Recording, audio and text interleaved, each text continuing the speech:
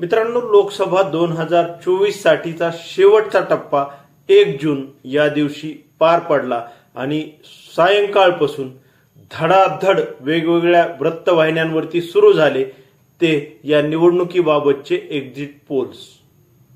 वेगवेगळ्या संस्था, वेगवेगळे चॅनल्स आणि वेगवेगळे विश्लेषक या सर्वांनी मिळून जे काही एक्झिट पोल, जे काही अंदाज मांडलेले आहेत त्या अंदाजामधून मग देशामध्ये नक्की कोणाचं सरकार येत आहे, एनडीएला किती जागा मिळत आहेत, इंडिया आघाडीला किती जागा मिळत आहेत आणि मग प्रत्येक राज्यवाईज त्या सर्व एक्झिट पोल मधून कोणाला किती जागा मिळत आहेत हे सांगत आहेत.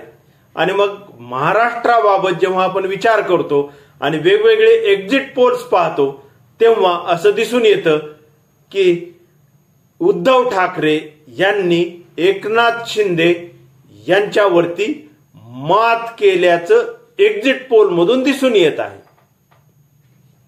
मग मी जवळपास 10 एक्झिट पोल्स हे पाहिलेले आहेत, वेगवेगळ्या वृत्तवाहिन्यांचे पाहिलेले आहेत आणि या सर्व जे काही वृत्तवाहिन्या आहेत तर त्यामध्ये कोणतीही वृत्तवाहिनी, कोणताही एक्झिट पोल शिंदेंना 3 ते 6 पेक्षा जास्त जागा देत असताना दिसत नाही. 6 पेक्षा जास्त जागा एकाही एक्झिट पोलने एकनाथ शिंदे यांना दिलेल्या नाही आणि 9 पेक्षा कमी जागा 9 ते 14 उद्धव ठाकरे यांना जागा देत असताना वेगवेगळे एक्झिट पोल दिसले. म्हणजे 9च्या कमी एकही एक्झिट पोल हा उद्धव ठाकरे यांना जागा देत असताना दिसत नाही. आणि मग जेव्हा एक्झिट पोलचा विचार करतो तेव्हा एक्झिट पोल मध्ये तरी उद्धव ठाकरे यांनी एकनाथ शिंदे यांच्यावर मात केल्याचं दिसत आहे. आणि मग ही बातमी एवढी महत्वाची नक्की का? तर आपल्या सर्वांना माहिती, साधारण 2 वर्षांपूर्वी शिवसेनेमध्ये उभी फूट पडली होती आणि मग सुरुवातीला 15-16, त्यानंतर मग 22-23, त्यानंतर मग 30, त्यानंतर 35-36 आणि मग 40 असे शिवसेनेमधील आमदार हे मुंबईमधून सुरतला पळाले, सुरतवरून गुवाहाटीला पळाले आणि गुवाहाटीवरून गोव्याला पळाले.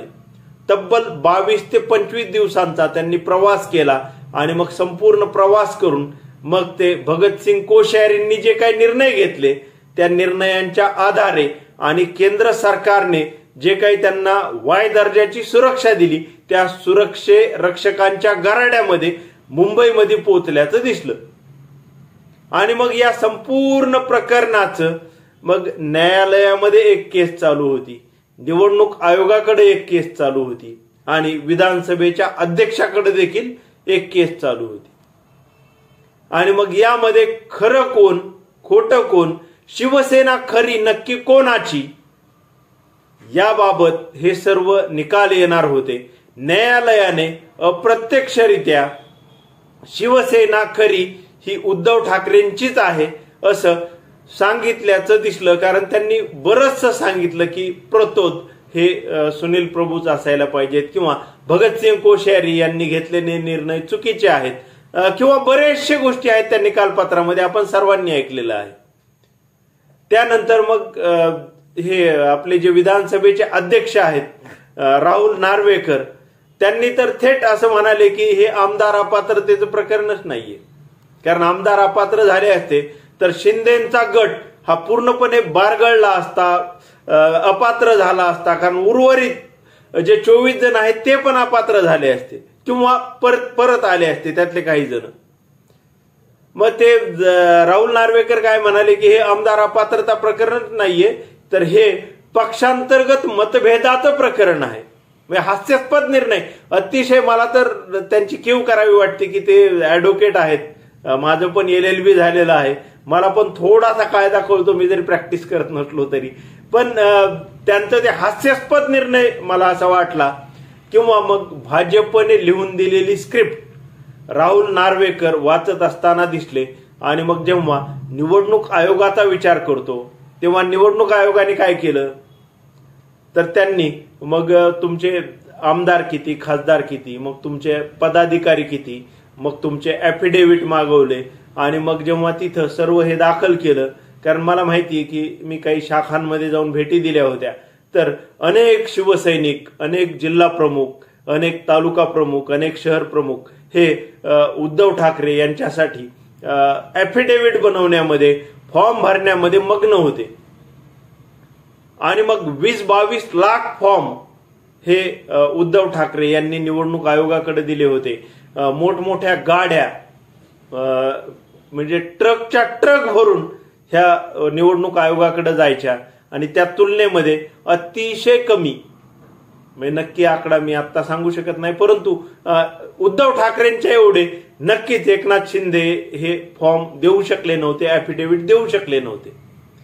आणि मग तिथं गेल्यानंतर अचानकपणे निर्णय आला आणि तो कशावरती, तर फक्त आमदार कोणाचे जास्त आणि खासदार कोणाचे जास्त.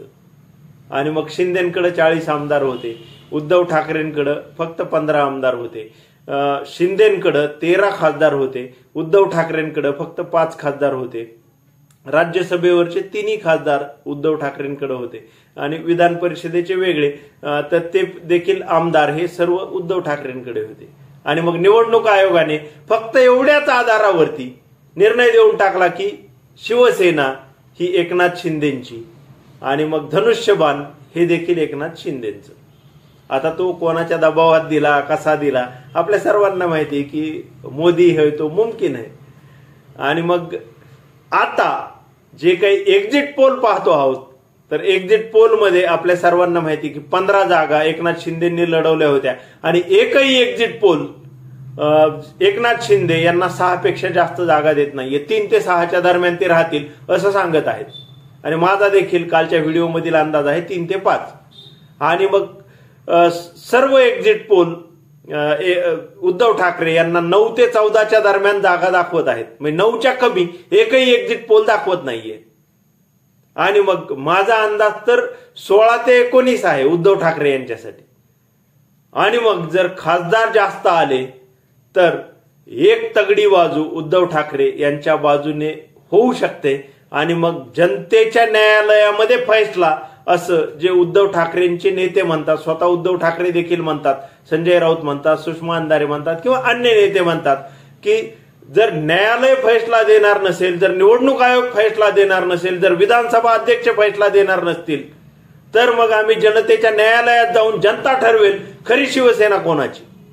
आणि मग एक्झिट पोल नुसार ठरत आहे की खरी शिवसेना नक्की कोणाची. आणि एक्झिट पोलचा जर आधार घेतला, शिंदेच्या बाबतचे एक्झिट पोलचे अंदाज पाहिले 6च्या आतले आणि उद्धव ठाकरे यांच्या बाबतचे एक्झिट पोलचे अंदाज पाहिले 9च्या पुढचे, तर आपण असं छाती ठोकपणे म्हणू शकतो की खरी शिवसेना ही उद्धव ठाकरे यांचीच. जनतेच्या न्यायालयामध्ये एक्झिट पोलच्या नुसार हा फैसला झालेला आहे की उद्धव ठाकरे यांचीच शिवसेना खरी. आणि मग यावर जो काही विधानसभा अध्यक्षांनी निर्णय दिला तो चुकीचा ठरू शकतो, निवडणूक आयोगाने दिलेला निर्णय चुकीचा ठरू शकतो आणि न्यायालयामधून जो काही निकाल येणार आहे तो सध्या पेंडिंग आहे. एकंदरीत सार काय, तर एकनाथ शिंदे हे खोटारडे, एकनाथ शिंदे हे मोदींच्या ताटाखालचं मांजर आणि उद्धव ठाकरे हेच खरे शिवसेनेचे पक्षप्रमुख.